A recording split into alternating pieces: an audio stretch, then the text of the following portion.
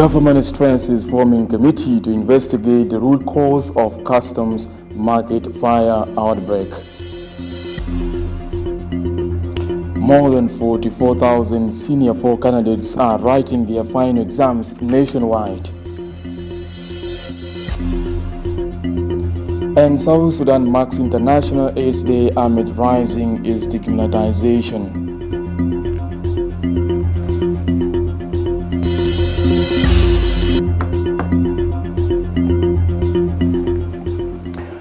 Hello, good evening, and thank you for tuning in to SSBC. I am Mathiang Joseph. Begin our news for this afternoon with the live pictures from the aftermath of last evening's customs market fire outbreak, which gutted all informal stores and structures, with the traders now counting losses worth millions. Many now are in tears and visibly distressed as they wonder where to begin again. According to eyewitnesses, the fire, which started around 6 p.m., rapidly spread through the shops despite swift action from the firefighters. Some traders, alerted by friends, rushed to the scene and rescued only a few items from the devastating blaze, is still generating questions about the root causes as investigation efforts are underway. The incident occurred amid the Juba City Council's market reorganization plan. The Minister of Trade and Industry, Tonkwal Manyang Juk, alongside Governor of Central Equatorial State, Emmanuel Adel, visited the scene as they confirmed the investigation of the issue.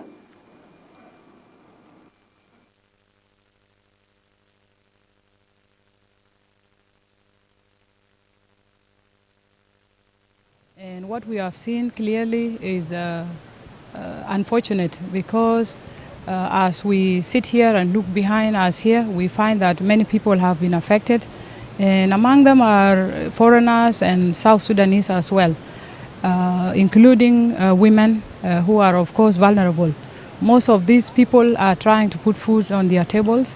They're trying to support their families. So for those reasons, we had to come to them and to show them that definitely will find out the root cause of this fire. And we direct the Honorable Mayor, His Worship, to establish a committee of multi-sectoral stakeholders to assess the damage caused and possibly the causes of this fire, and then the number of shops that have been destroyed, to inform the government of necessary decisions that we will take. But again, I want to call upon our people. We are going to have a robust plan that we must improve all our markets, not only custom, but the rest of our markets in Juba. Hit by fire last night. The damage is huge. The amount of money that got lost in this market is very big. We would like to take this opportunity really to extend our sincere sadness to what happened to the traders here. The damage is big and the losses are huge. And us as a government of City Council would like to tell our traders that we're going to stand with them. We're going to stand with them to ensure that they stabilize themselves. The government is going also to investigate and know the real cause of this damage. Immediately today, we're going to form a committee headed by City Council with the inclusion of the CID and all the stakeholders in this market here, so that we can be able to establish the root cause of this fire. The incident now, happened yesterday. exploring the country's diplomacy, President Salva Kiir has flagged off 3 South Sudanese ambassadors departing for their new diplomatic postings, encouraging them to uphold the nation's interests and represent the country with integrity. The diplomats include Bak Valentino Bol, appointed ambassador to Ethiopia and the African Union, Simon Dwaj, ambassador to Zimbabwe, and Antipas Nyok, ambassador to the Democratic Republic of the Congo. During the farewell ceremony, the State House, the President stresses the importance of strengthening bilateral and regional cooperation. The ambassadors expressed gratitude for the trust placed in them and pledging to serving with professionalism and commitment for the benefit of the country. Had a farewell meeting with His Excellency President Salva Kiir Mayardit as we embark on our mission to travel to our new station. I am Ambassador Bak Valentino Wall. I will be the head of mission to the Ethiopia and the African Union. My colleague Simon Joy is going to be our head of mission in Zimbabwe. And my colleague, Ambassador Antipas Nyok, is also going to be our head of mission in DRC. So today we had a privilege to just come and... In a major development in the education sector, more than 44,000 senior 4 candidates are writing their secondary school exams, certificate examinations rather, across the country in 510 schools and 349 examination centers. The Vice President for the Service Cluster, Joseph Lagu, rang the bell at Juba Day Secondary School to officially signal the start of the nationwide examinations. SSBC's Idris Stephen reports.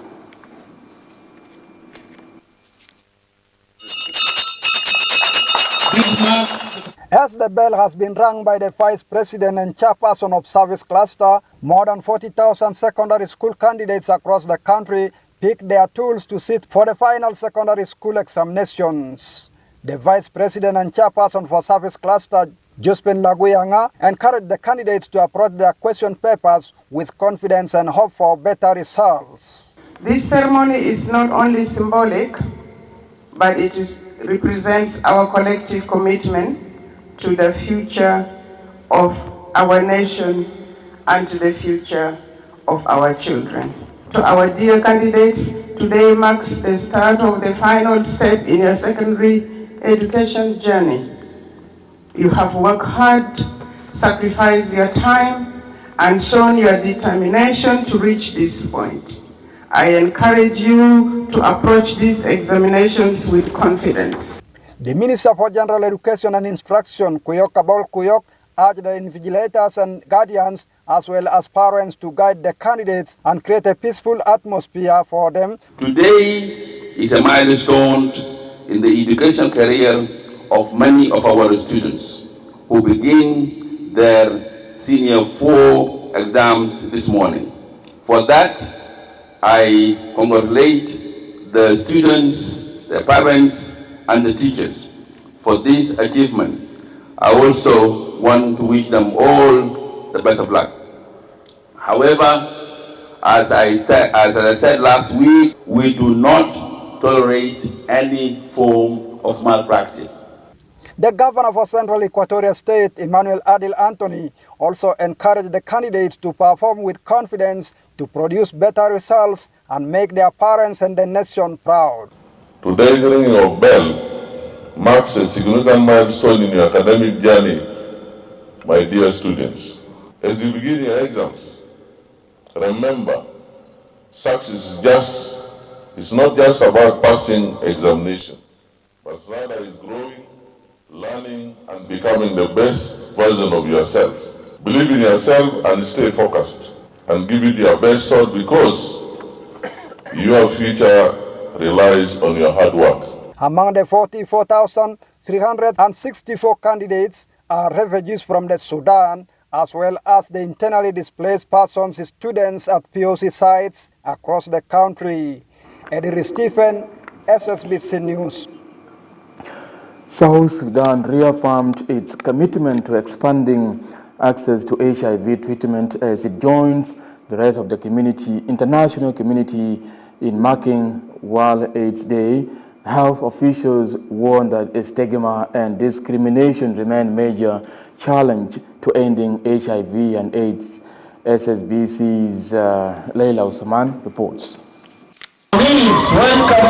HIV/AIDS does not discriminate, but society still does.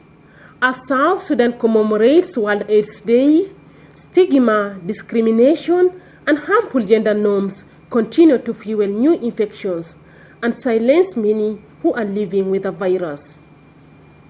The chairperson of the South Sudan Network of People Living with HIV, Lole Laila Lole, says the day is a moment to reflect on those suffering quietly in their communities due to persistent stigma. Today we light the ignite candle of hope and inspiration in memory of our loved ones.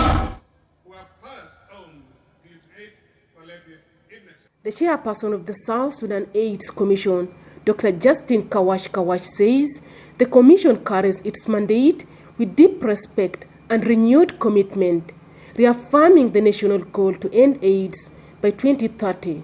To civil society, we are grateful for your dedication, your courage, and your unwavering commitment to serving the communities.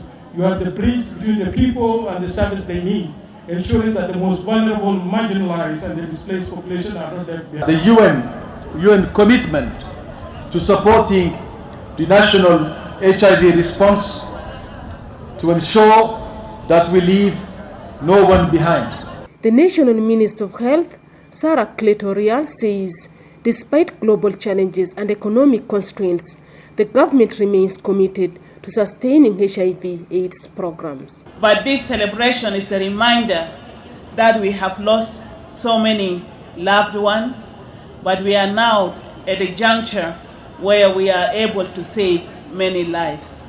In her closing remarks, the Vice President for the Service Cluster, Dr. Josephine Laguyanga, stresses that with innovation and stronger health systems, the current challenges can be overcome and national health priorities, including HIV/AIDS, will be fully addressed. I'm here to tell you that your government is standing in the gap between you and the HIV/AIDS disease.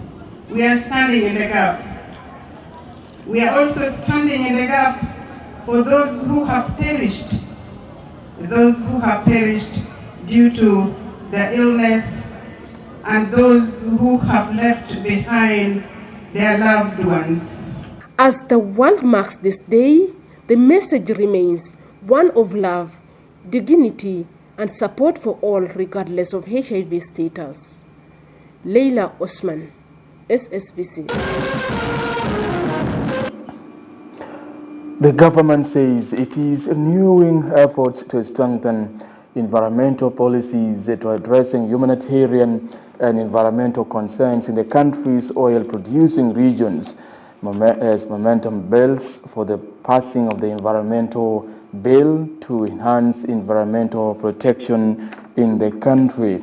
This follows a meeting between the Vice President for the Infrastructure Cluster, Taban Dengai, and the Minister of Environment and Forestry, Mabior Garang de Mabior, which focuses on revitalizing the country's policies amid ongoing challenges.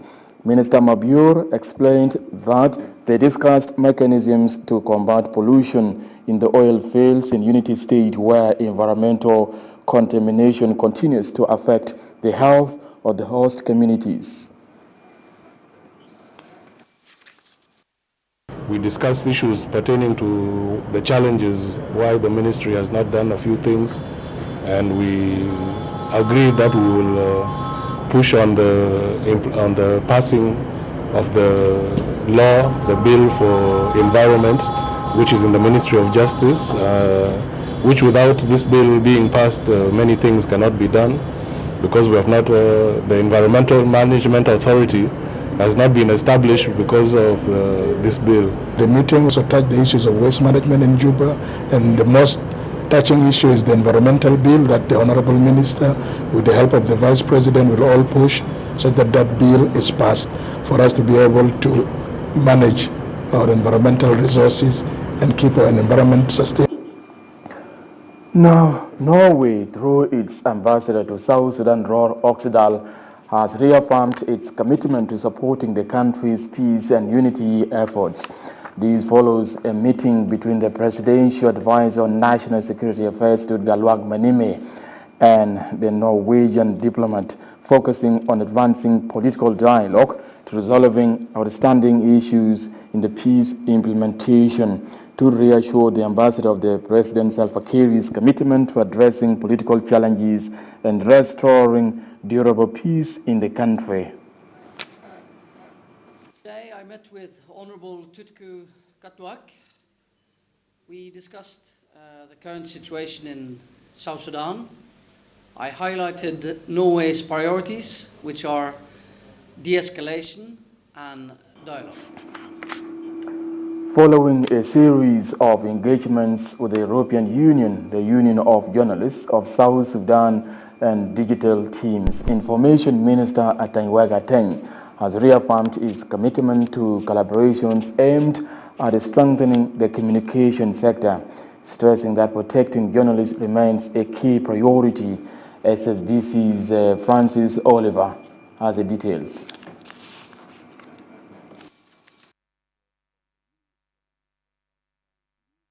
Information, Communication Technology and Postal Services, Atanywaga Ateng, told the chairperson of the Union of Journalists that he will go personally to look for Michael Christopher Rial and find out what crimes he exactly committed. Michael Rial Christopher has been vocal for the past few weeks about the state affairs before his detention last week. Union of Journalists chairperson Oyet Patrick welcomed the gesture by the Minister of Information, saying Michael Christopher deserve justice. We are very happy that he has assured us that he will always be open to listen to us. He will be ready to protect journalists, especially when they're doing their work in accordance with the law. This is what we want. We are very grateful, and we have also briefed him about the current ongoing situation where we have one journalist, Michael Christopher, who is under detention, and he has promised to do something about it. In a separate development, the minister also met with the European Union ambassador Pele Enerson and discussed how best they can help South Sudan.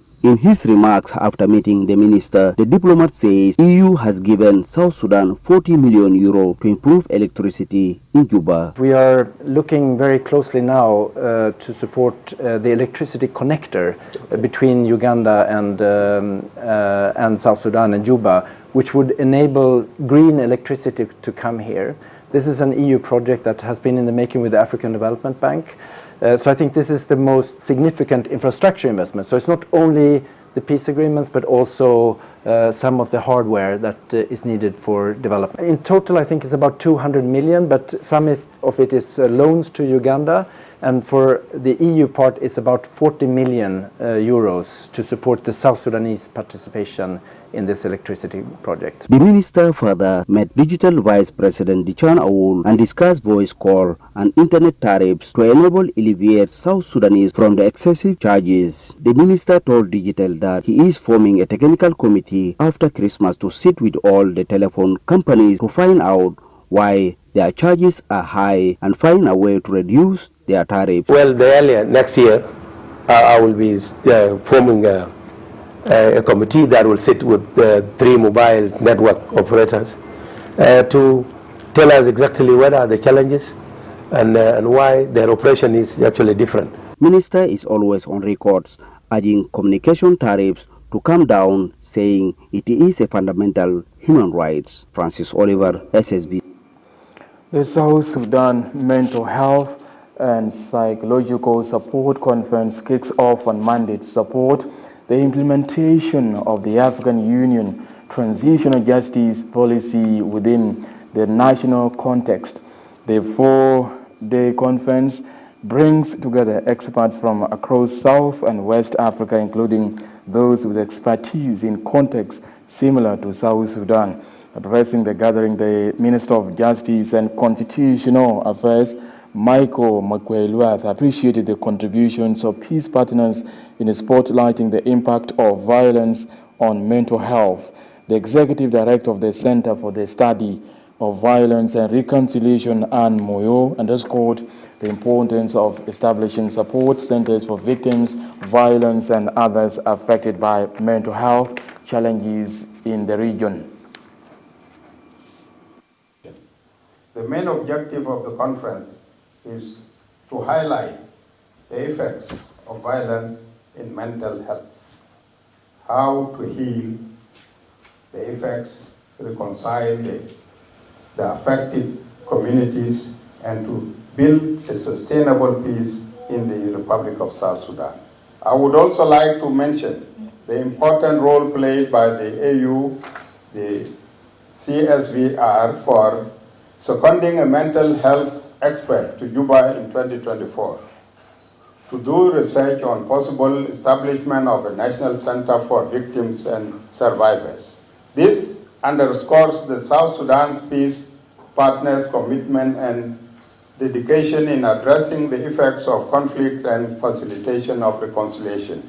Without addressing issues of mental health and psychosocial support of those most affected by violence, violations, wounding, and brokenness, we cannot truly guarantee non-recurrence of conflicts, of violations, and of violence. As South Sudan prepares the next phases of its transitional justice agenda, including the establishment of the Commission for Truth, Reconciliation and Healing, and the Compensation and Reparations Authority, we must ensure that MHPSS is systematically integrated. The Minister of Roads and Bridges, Peter Lamboff, and a delegation from the Chinese companies Shandong High Speed have engaged in extensive discussions about revitalizing the national road and bridge projects aimed at improving the mobility in the country. The delegation congratulated him on earning the trust of President Salva Kiir and his appointment to the ministry, expressing their readiness to working with the minister to upgrading South Sudan's roads and bridges in the country.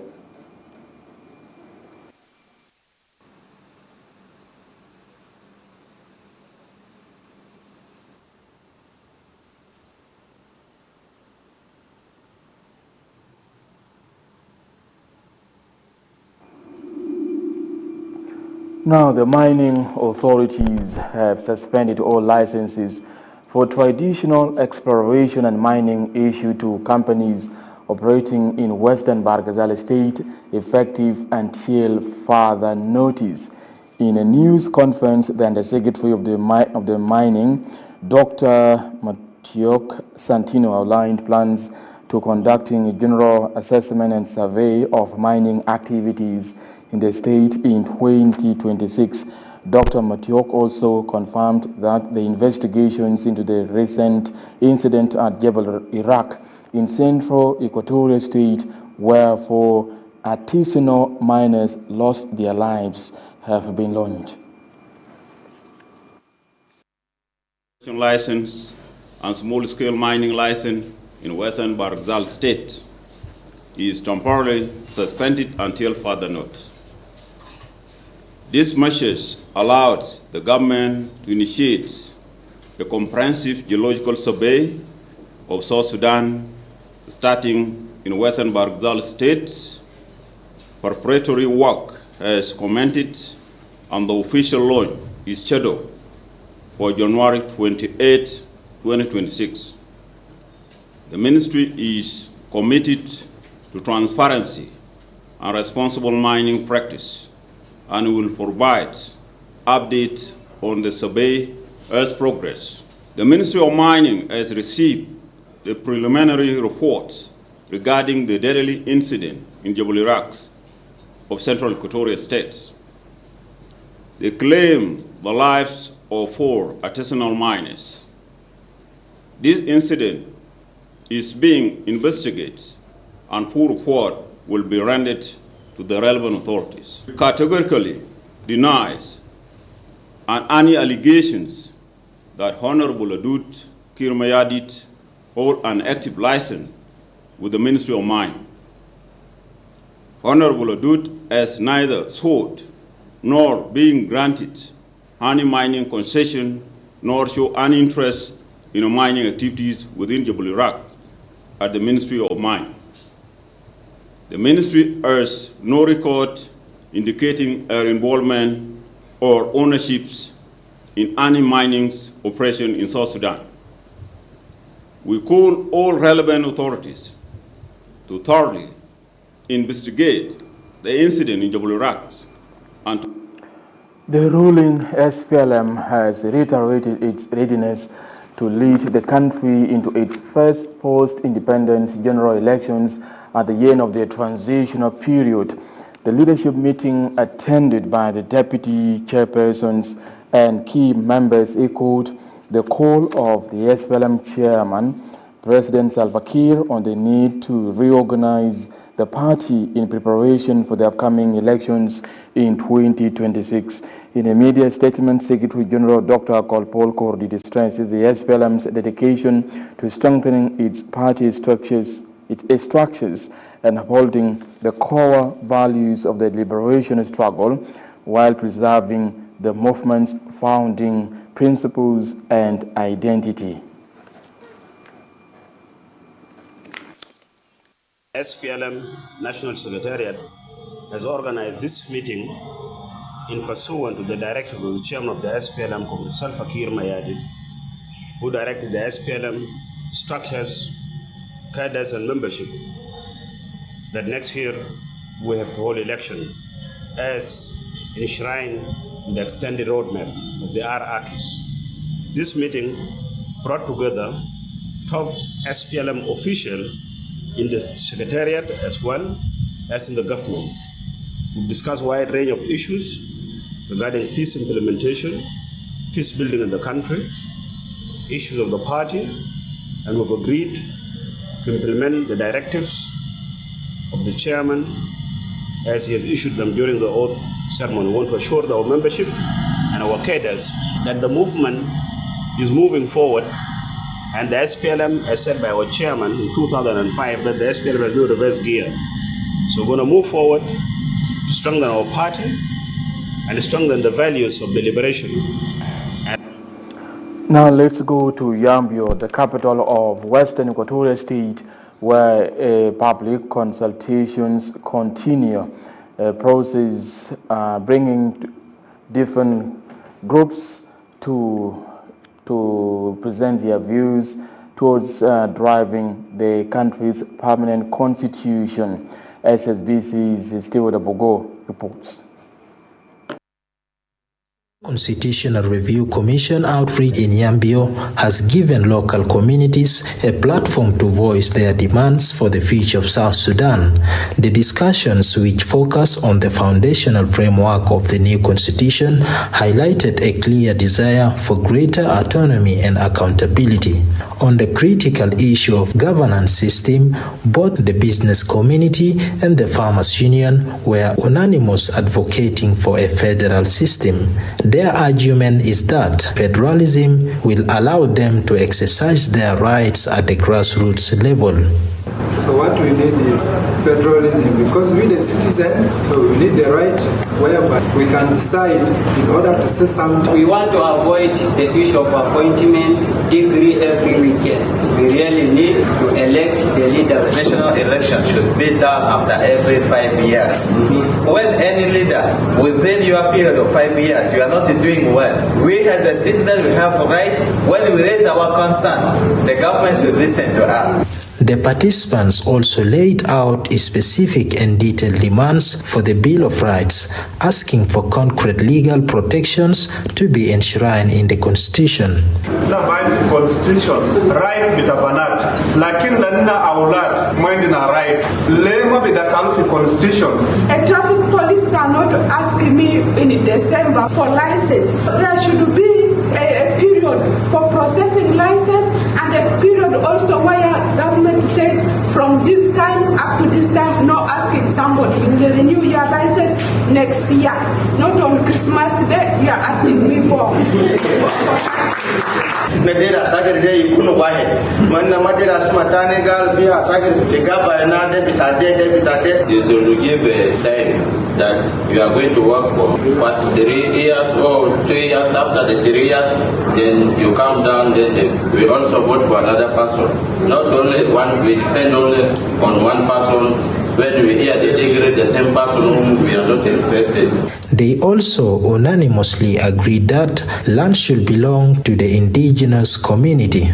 The NCRC will now take these views from the ground back to Juba as they continue the monumental task of drafting a permanent constitution for the country. For SSBC News, Stewart Abugola Soba reporting. That's it from me and the team. I am Matiang Joseph, and thank you for tuning in. Stay tuned for more programs coming up.